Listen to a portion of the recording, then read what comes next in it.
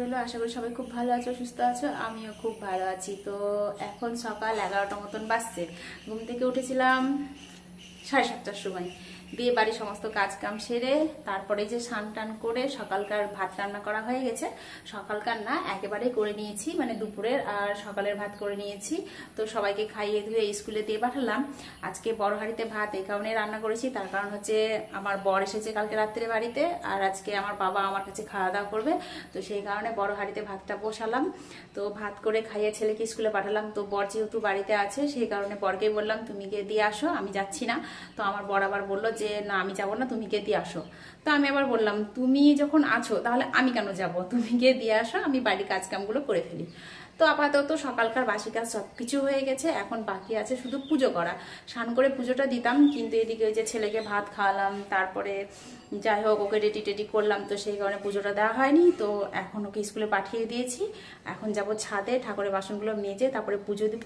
পুজো দিয়ে এসে সবজিপাতিগুলো রান্না করব। হ্যাঁ, মাছ নিয়েছি, মাছটা কিন্তু কাটা হয়নি, মাছটা কাটতে হবে, তারপরে ধুতে হবে। ডাল করব, তো ডালটা আমি ভাতে সিদ্ধ দিয়ে দিয়েছিলাম, বের করা হয়নি, ডালটা ভাতের মধ্যেই আছে। যাই হোক, ভাত আর ডালটা একসঙ্গে হয়ে গেল, নইলে আমাকে ডালটা আবার আলাদা করে সিদ্ধ করতে হতো। তো দেখি কি কি সবজি করি। ডাল মাছ তো হলো, একটা তো সবজি করতে হবে আর কিছু ভাজাভাজি করতে হবে। তো চলো ঝটপট করে পুজোটা দিয়ে আসি, তারপরে এসে রান্না বান্না করবো। তো এই দেখো ঠাকুরের বাসনগুলো নিয়ে এখন ছাদে চলে এসেছি। দিয়ে পিতাম্বরীর প্যাকেটটা কেটে এখন পিতাম্বরীটা ঢেলে রাখলাম একটা কোটোর মধ্যে। যেহেতু পিতাম্বরী শেষ হয়ে গেছিলো, দুদিন ধরে এমনি বাসন মাজছিলাম। আর পিতাম্বরীতে বাসন মেজে মেজে এখন এমন অভ্যাস হয়ে গেছে না, এখন আর অন্য কিছুতে বাসন মাজতে ইচ্ছে করে না। তো যাই হোক, বাসন কুসন মেজে এখন ঠাকুর ঘরে ঠাকুর দিতে এসেছি। তো আজকে দেখো ফুল পাইনি, একদমই ফুল পাইনি, দুটো মাত্র ফুল পেয়েছিলাম, তাও একটা মাটিতে পড়ে গিয়েছে। তো যাই হোক, আজকে একটা ফুল আর দুটো তুলসী পাতা দিয়েই পুজো দিব। তো যাই হোক, এইদিকে আমার দেখো ঠাকুরের সবকিছু জোগাড় করা হয়ে গেছে, আর ঠাকুরকে আমি পুজোটা দিয়েও দিয়েছি। এখন শুধু বাকি আছে ভোলে বাবার মাথায় গঙ্গা জল ঢালা, আরতি দেখানো, আর আছে তোমার তুলসী তলায় জল ঢালা। তো পুজো পার্বণ দিয়ে এই যে এখন সবজি নিতে এসেছি। আমি বরকে ফোন করে বলতে যাচ্ছিলাম যে পুঁইশাক আছে, একটু মিষ্টি কুমড়ো নিয়ে এসো, তো তাহলে মিষ্টি কুমড়ো দিয়ে পুঁইশাকটা রান্না করা হবে।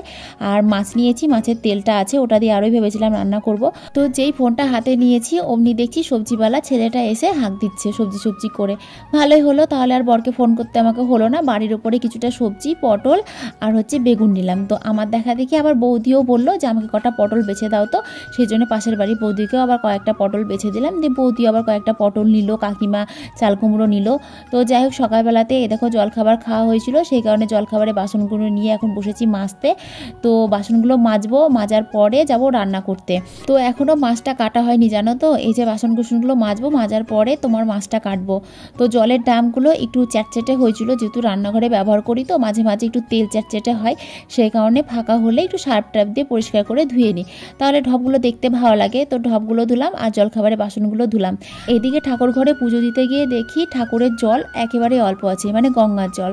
আর এখন যেহেতু গঙ্গার জলটা ঘোলা, সেই কারণে নিচের জলটা না একেবারে দই হয়ে গিয়েছে, মানে মাটিগুলো তোমার নিচে বসে গিয়ে জলটা একেবারে ঘোলা হয়ে গেছে।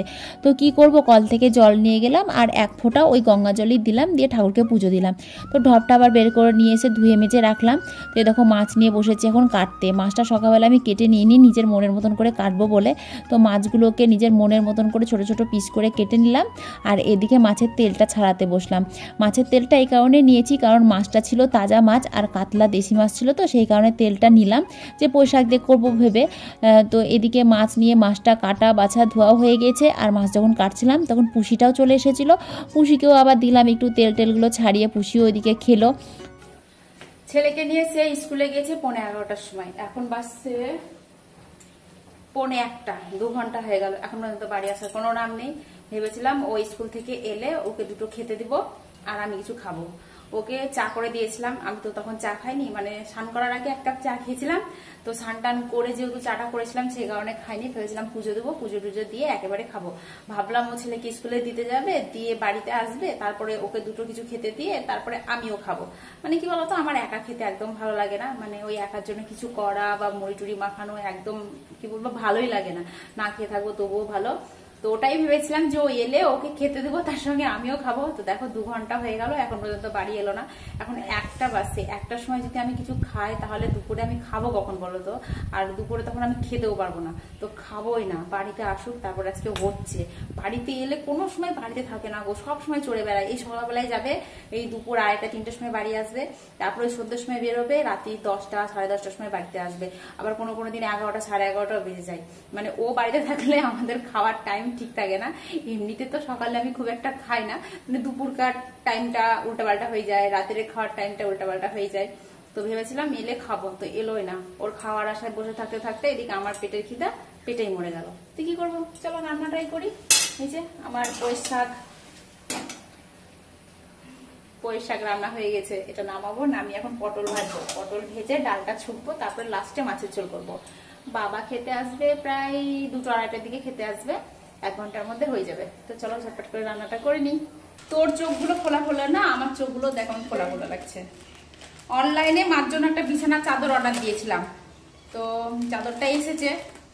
কারণ আমি সেদিন 2টো চাদর নিয়েছিলাম, মার দেখে খুব ভালো লেগেছে, তো বললো কোথা থেকে চাদরগুলো নিয়েছিস? আমি বললাম অনলাইন থেকে। তো বললো আমাকে একটা অর্ডার করে দে। তো আমি বললাম তুমি পছন্দ করো, অর্ডার করে দিচ্ছি। অবশ্য আমার ফোন থেকে অর্ডার হয় না, সমিতার ফোন থেকে। তো মা এই চাদরটা অর্ডার করেছে, অবশ্য টাকা মাই দিবে, আমি দিইনি। ওয়াও, চাদরটা কি সুন্দর রে! আমার চাদরটার থেকেও তো গাটা সুন্দর। হ্যাঁ, কাপড়টা বেশি ভালো আমারটার থেকে। এটা এটা কত নিয়েছে বললি? 365। বেশি তো দামের তফাৎ নেই, আমারটাও তো 300 কত টাকা করে নিয়েছে। তো এই চাদরটার গাটা আরো বেশি সুন্দর। দেখো চাদরটা পিওর সুতি, এত সফট কত চাদরটা। আমারটাতে তোকে 4টে স্টার দিতে বলেছিলাম না, তুই এটাতে 5টা স্টার দিয়ে দিবি। সত্যি বলছি, কি সফট একদম। এই যে চাদরটার সঙ্গে 2টো বিছানার ওয়ারও দিয়েছে, বিছানার না, বালিশের কভার। আমরা আসলে বালিশের কভারকে বালিশের ওয়ার বলি, তো সেই কারণে মাঝে মাঝে ওয়ার বলে ফেলি। তো 2টো কভার, নেই, কোল বালিশের কভার নেই। দারুণ লাগছে দেখতে। আসলে কি বলতো, আমার মা না হালকা হালকা কালার পছন্দ করে বেশি, ওই কারণে হালকা কালারের নিয়েছে। আর আমরা হচ্ছে একটু ডিপ কালার পছন্দ করি, বিশেষ করে বিছানার চাদরটা। মাঝে মাঝে হালকা চাদরও কিনি, তার জন্য না, হালকাও আছে অনেকগুলো। কি করতে? ভাইট উপোস করেছিস? এখন যাবি? অফিস যাবি না? মানে অফিস টফিস করে একবারে বেরিয়ে চলে যাবি? ভালো। মা ফোন করেছিল সকালে, বললো আমি পুজো দিতে যাবো, তুই তোর বাবার জন্য রান্না করিস। তো আমি আমার বাবার জন্য রান্না করলাম। বাবারে, মাছ খাওয়া না তো পয়সা খাওয়া, জানো তো। এই মাছগুলো বাজারে বিক্রি হয় তোমার ওই 300 টাকা কেজি করে, কিন্তু বাড়ির উপরে নিল তোমার 400, আর ওইদিকে হচ্ছে মানে 460 টাকা করে নিল কেজি, জানো তো। কাটা নিয়েছি বলে 460 টাকা করে নিল, আর বাজারে গোটা নিয়েছিলাম সেদিন 300 টাকা কেজি করে নিয়েছিল। তো যাই হোক, বাড়ির উপরে সব কিছুর দাম একটু বেশিই নেয়, যেহেতু ওরা বাড়ির উপরে দিতে আসছে, সেই কারণে তো একটু গরজ থাকবে, তাই না। আর ওইদিকে যেহেতু আমরা নিতে যাই, সেই কারণে ধরো আমাদের গরজটা একটু বেশি থাকে, না দিবা বাড়ি চলে যাব, এরকম একটা ব্যাপার থাকে। তো যাই হোক, মাছের ঝোলটা একটু আদা জিরে লঙ্কা, শুকনো লঙ্কার গুঁড়ো, জিরে গুঁড়ো, আর তোমার হচ্ছে লবণ হলুদ যা লাগে সব কিছু দিয়ে মশলা দিয়ে ভালো করে কষিয়ে নিয়েছি। আর আজকে না মাছটা একটু পেঁয়াজ দিয়ে করেছিলাম। সেই দিন যেমন তোমার কাতলা মাছ নিয়ে কাতলা মাছের ভাপা করেছিলাম, সেই কারণে আজকে মনে হলো যে একটু পেঁয়াজ টেয়াজ দিয়ে একটু কালিয়া টাইপের রান্না করি। তো সেই কারণে ধরো আজকে একটু কালিয়া টাইপের করে রান্না করলাম। এক একদিন এক এক রকমের খাওয়াটাই ভালো, তাই না। প্রতিবার যে একই খেতে হবে তার কোনো মানে নাই। তো পুজো দিয়ে এসেছিলাম, প্রসাদগুলো তুলে নিয়ে এসেছি। তো প্রসাদগুলো খেলাম না, তার কারণ গিয়ে দেখি টিকটিকিতে প্রসাদগুলো খাচ্ছে, আর টিকটিকি খেলে তো খাওয়া যাবে না। তো প্রসাদগুলো খাওয়ালাম ভলুকে আর ভলুর মাম্মিকে। আর ভলুর মাম্মি আজকে অনেক দিন পরে এসেছে, সেই কারণে ওকে একটু বসতে বললাম যে একটু বস, রান্নাবান্না করি, তারপরে একেবারে খাওয়া দাওয়া করে যাবি। তো দেখো আমার বড়মশাই চলে এসেছে। তো বড়মশাইয়ের ওপরে না আজকে আমি প্রচণ্ড রেগে গিয়েছি। তো হাতে করে আবার দেখছি পেট্রোল নিয়ে এসছে, আর কিছুটা বাজার করে নিয়ে এসেছে। ভালো হয়েছে, পেট্রোলটা রাখা থাকলো, যখন আমার গাড়িতে তেল থাকবে না ভরে নেবো। অবশ্য ও আমার জন্য পেট্রোল নিয়ে এসেছে, কারণ ওর গাড়িতে ও তেল ভরে নিয়ে এসছে আর আমার জন্য 2 বোতল তেল নিয়ে এসেছে। তো ওই যে ভলুকে আর ভলুর মাকে খেতে দিয়ে আসলাম, কারণ ওদেরকে আগে খেতে না দিলে জানো তো খাবারের কাছে এসে সেই কি অত্যাচার শুরু করে দেবে, সেই কারণে ওদের পেটটাকে আগে ঠান্ডা করে দিলাম। তারপরে এই যে আমাদের এখন খাবার জন্য খাবার দাবার বাড়ছি। তো এখানে আছে ছেলের, আমার আর আছে ছেলের বাবার ভাত। তো আমার বাবাকে যেহেতু খাওয়ার কথা বলেছিলাম, তো সেই কারণে বাবা ধরো সকাল সকাল এসে খাওয়া দাওয়া করে চলে গেছে। মানে আমার বাবা প্রতিদিন 2টো থেকে 2:30টার মধ্যে খাওয়া দাওয়া করে, কারণ বাবার তো টাইমের মধ্যে খেতে হয়, টাইমের মধ্যে কাজে যেতে হয়। আর আমার বরের তো ছুটির দিনে কোনো কাজ থাকে না, তাই ওর খাওয়া দাওয়ার কোনো টাইম টেবিলও থাকে না।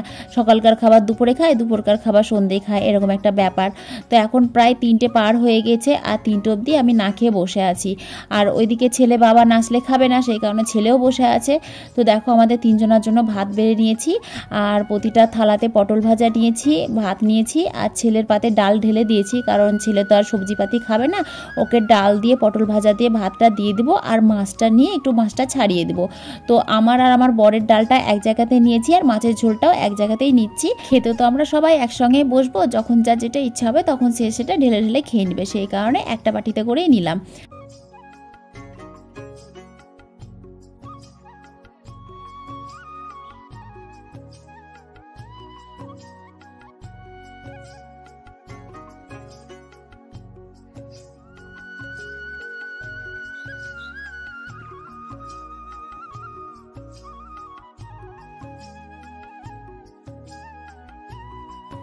এইদিকে আমার বরকে দেখো, বাড়িতে যে ছুটি নিয়ে এসেছে, ছুটি নিয়ে আসার পরেও শান্তি আছে। সকাল থেকে যে কতবার অফিস থেকে ফোন এলো তার ঠিক নেই।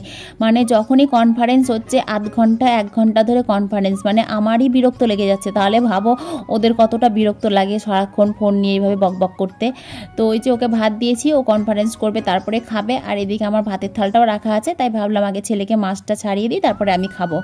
তো বিকেলবেলাতে আজকে আমার বান্ধবীরা বেড়াতে এসেছে, তো সেই কারণে দেখো ওদেরকে সবাইকে কফি করে দিয়েছি আর বিস্কুট দিয়েছি। আসলে আমার বান্ধবী আমাদেরকে যাওয়ার জন্য বলেছিল, ওই যে মানসী যে বাচ্চাগুলো নিয়ে বসে আছে, ও আমাদেরকে কফি খাওয়ার নেমন্তন্ন করেছিল। তো কালকে তো আমরা যেতে পারিনি কফি খেতে, সেই কারণে আজকে যেহেতু ওদের ছেলের ক্যারাটে ক্লাস ছিল, মানে ক্যারাটে ক্লাসটা আবার আমাদের বাড়ির পাশেই হয়। তো আমি আবার বললাম ঠিক আছে, আমি তোমাদের বাড়িতে যেতে পারলাম না তো কি হলো, এক কাজ করো, তোমরা তো কালকে এখানে আসছোই ক্যারাটে শেখাতে তোমাদের ছেলেদেরকে, তো আমাদের বাড়িতে চলে আসো, সবাই মিলে একসঙ্গে বসে কফি খাওয়া হবে। তো সেই কারণে ধরো আমি আমাদের বাড়িতেই ডেকে নিলাম। তো সবাই মিলে বসে কফি টফি খেলাম। তো কফিকে সবাই খুব নাম করছিল যে কফিটা নাকি খুব সুন্দর হয়েছে। আর এদের দুজনকে দেখো, ছোট্ট একটা ভাইকে পেয়ে এরা কি মজা করছে, আর ছোটটাও কি বিচ্ছু দেখেছো, ওরা যে এত টানা হেঁচড়া করছে ওকে নিয়ে, ওর কোনো ব্যাপারই না। ও মনে হচ্ছে যেন খুব ভালো আরাম পাচ্ছে, সেই কারণে দেখো চুপচাপ হয়ে আছে। এই নিয়ে কিন্তু আমাদের বান্ধবীদের মধ্যে বেশ হাসাহাসি করছিল। বাচ্চাগুলোকে কি বলবো, বাচ্চাগুলোর মাকেই দেখো কি অবস্থা, খেতে দিয়েছি, খাওয়া বাদ দিয়ে সব বসে বসে ফোন দেখছে। আবার এরাই বলবে, যখন ওদের ছেলেরা বসে বসে ফোন দেখবে আর খাবে, তখন বলবে খাওয়ার টাইমে ফোন দেখতে নেই, অথচ দেখো ওরাই খেতে বসে ফোন দেখছে খাওয়া বাদ দিয়ে। তো ওদেরকে খেতে দিয়েছিলাম, খাওয়া দাওয়া করে তারপরে এই যে আমরা এখন এসেছি জুতো কিনতে। এই জুতোর দোকানটা আজকে জানো তো উদ্বোধন হলো। অবশ্য এই দোকানটা যখন পুরনো ছিল তখন থেকেই কিন্তু আমরা এই দোকানে জুতো কিনি। তো পরশুদিন আমার ছেলের জন্য মোজা কিনতে এসেছিলাম, তো ভাইটা বারবার করে আমাকে বলেছিল যে দিদি আমাদের দোকানের পরশুদিন উদ্বোধন আছে, তুমি কিন্তু অবশ্যই এসো। তো আমি তো জানি আমাদেরকে কিসের জন্য ডেকেছে, কফি খাওয়ার জন্য, প্যাকেট দেওয়ার জন্য। তো শুধু শুধু কি কফি আর প্যাকেট নেওয়া যায় বলো তো, সেই কারণে এ দেখো আবার জুতো কিনলাম। আর এমনিতেই তো আমাদেরকে জুতো কিনতেই হতো, তো উদ্বোধনের দিন কিনলাম, ভালোই হলো। তো ছেলে কিনেছে 2 জোড়া বুট জুতো, একটা কিনেছে ওর বাবার পছন্দে আর একটা কিনেছে নিজের পছন্দে। তো এই নীল কালারেরটা দেখছো, এটা ছেলে নিজে পছন্দ করেও কিনেছে, আর ওই যে কালোটা ওটা হচ্ছে বাবার পছন্দের কেনা। আর আমি বললাম জুতো নিব না, তার কারণ আমি মায়াপুর ঘুরতে যাওয়ার আগে একটা জুতো কিনেছিলাম। তো আমার বর আবার বললো তুমি সব কিছুই যেহেতু নতুন পরছো, জুতোটাই কেন বাকি থাকে পুরনো, সেই কারণে ও আবার বললো একটা জুতো নাও। তো আমি আবার দেখো এই জুতোটা পছন্দ করে নিলাম। আর আমি কোনোদিনই স্টোনওয়ালা জুতো কিন্তু পরিনি, তো এবার আবার ইচ্ছে হলো যে একটা স্টোনওয়ালা জুতো কিনি, কারণ নর্মাল জুতো তো প্রায় পরেই থাকি, কারণ এরকম জুতো তো পরা হয় না। আর সামনে যেহেতু বিয়ে টিয়ে আছে, দেওয়ারের বিয়ে বলে কথা, তো তার বিয়েতে তো একটু সাজতে গুজতে হবে তাই না। তো এই জুতোগুলো কিনে নিয়ে আসলাম। আর এই দেখো সঙ্গে আমাদেরকে কি দিয়েছে, একটা করে সোনপাপড়ি দিয়েছে, আর দিয়েছিল একটা করে পেন। তো সোনপাপড়িটাও রাতের বেলাতে আমরা একটা করে সবাই খেয়েছি। তো জুতো টুতো কিনতে কিনতে অনেক রাতির হয়ে গেছিলো, তো এখন রাতির বাজছে 12টা। তো ছেলে তো প্রাইভেটের পড়া স্কুলের পড়া কিছুই হয়েছিল না, সেই কারণে দেখো রাতের 12টার সময় ভয় এখন পড়তে বসেছে যে কালকে সকালে স্কুল আছে, হোমওয়ার্কগুলো করা হয়নি, বাবা তুমি করিয়ে দাও। তো ছেলেতে বাবাতে বসে বসে পড়াশোনা করছে। তো যাই হোক, আজকের ভিডিও রাতের 12টার সময় শেষ করলাম। আশা করি সবাই খুব ভালো থাকবে, সুস্থ থাকবে, আমিও খুব ভালো আছি। তো সকলকে গুড নাইট। কেমন?